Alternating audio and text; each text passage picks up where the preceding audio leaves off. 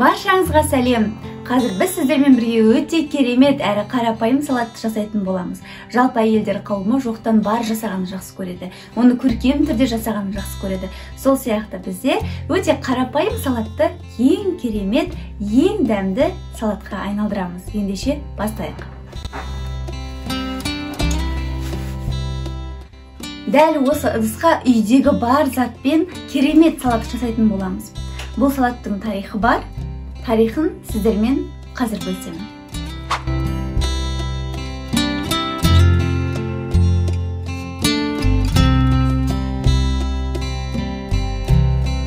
Бұл үшін бізге өте қарапайым заттар: картоп, сәбіз, свекло, жұмыртқа және майонез қажет.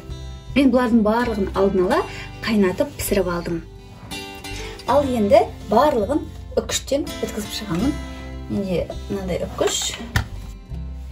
Ең алдымен сәбізді бөліктерге бөліп алайық.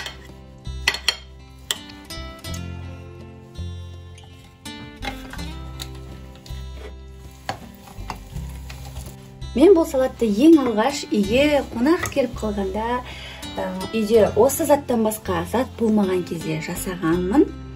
Және ол барлығына, үйдегілердің барлығына ұнап қалды. Сол үшін де мен бұл салатты қазіргі күнде үйге қонақ келсе де, келмесе де жасаймын.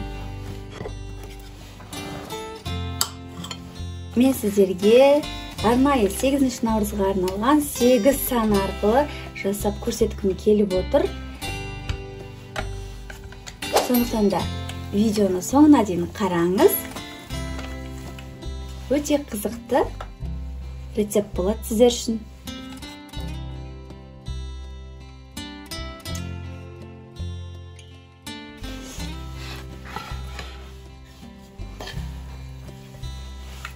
Ал енді жұмыртқаны өткізетін боламын. Жұмыртқаны тек екеуін ғана пайдаланамын. Ал қалған екеуін сәндік мақсатта бетін безендіру үшін, яғни салаттың бетін безендіру үшін қолданамын.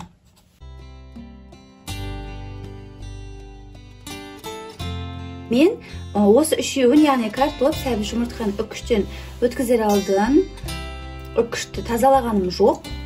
Ал енді свекланы үкіштен өткізерде тазалаймын. Себебі свекла ең бетіне қойылатын ингредиент болғандықтан оған ешқандай құрам араласпауы қажет. Міне мен үкішті тазалап алдым. Ал енді кезек свеклада. Мінекей, мен барлығын үкіштен өткізіп дайындап алдым. Ал енді майонезді осындай арнайы мешокқа салып аламын. Өйткені осылай ыңғайлы, сіз олай етпесеңіз де болады. Мен бұл салатты кәдімгі әйелдер мерекесіне арналған үлкен торт сатып жасағым келгендіктен, торттың кремін құйғандай осындай ыдыстарды пайдаланып, безендіруге де, әсемдікке де жақсы нәрселер пайдаланғым келеді.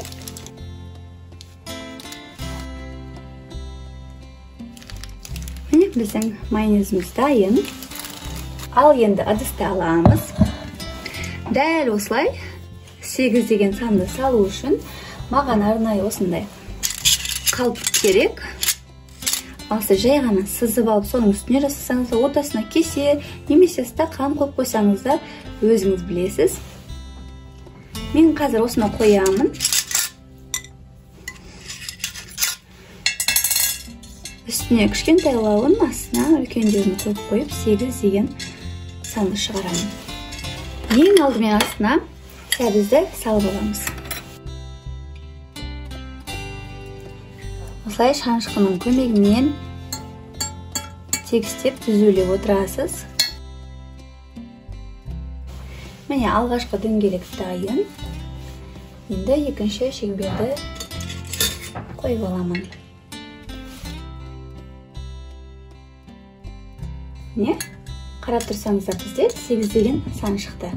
Ең астаңғысын әдемі құрап алсаңыздар, үсті де солай кете береді. Ал енді үстіне картоп саламыз.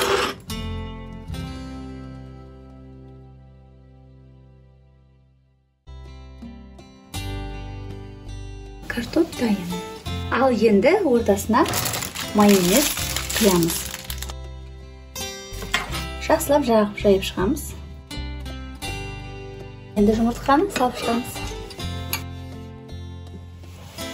Жұмыртқаны жақсылап салып алдық. Ал енді тағы да майонез себеміз. Майонезді түгелімен барынша молдау жағыңыздар. Араласқан кезде жақсы араласады. Үстіне ғана емес, барлық жеріне жағып шығыңыздар. Қазір свеклада өзінің формасын жақсы ұстау үшін.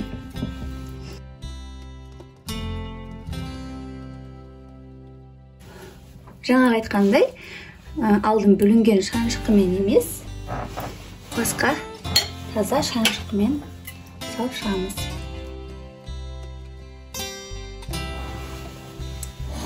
Міне біздің салатымыздың негізгі құрамы дайын. Ал енді оны өзіңіз қалағандай безендіресіз. Қалай безендіруді білмесеңіз, соңына дейін қараңыз, мен сізге көрсетемін. Бұл заттарды кесу үшін бізге пышағымыз өткір болуы қажет. Ал енді жұмыртқаны әдемі формаға салып кесеміз.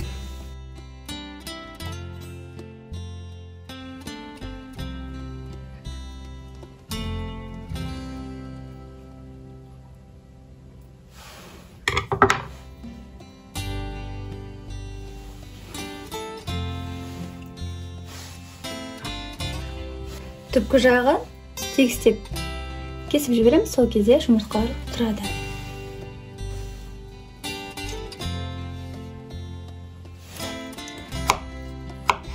Қиярды өте жұп-жұқа етіп тураймыз.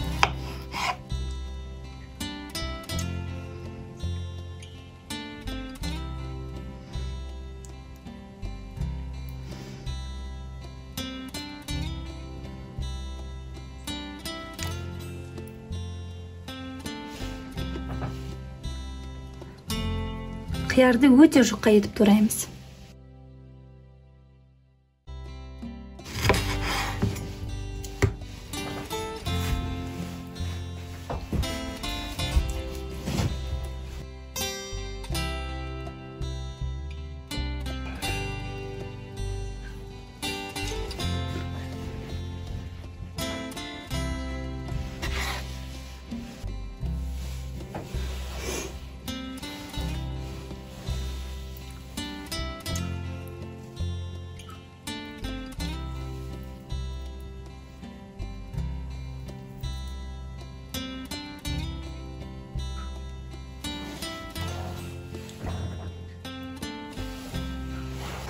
Ал енді лимонды жұқалап кесіп гүл жасаймыз.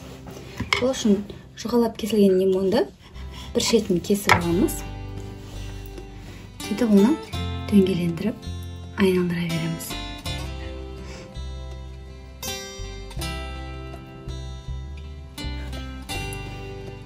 Ортасына бекітіп таяқшаны шаншып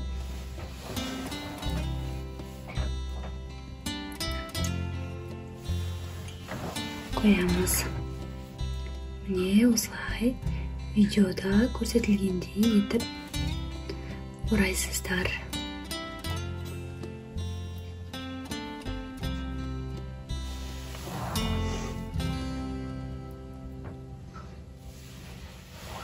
Кремді тура тортты креммен әрлеген сияқты майонезді де сол мақсатта қолдана береміз.